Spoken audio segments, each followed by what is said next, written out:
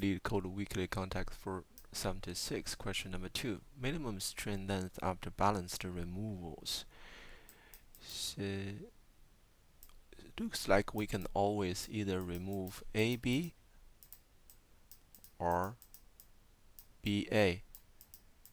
Say, if there are much more A than B, then always we can remove all B's, which means there will be only A left, vice versa, which means if we can count the number of A and B and find out the difference, that will be the result we are looking for.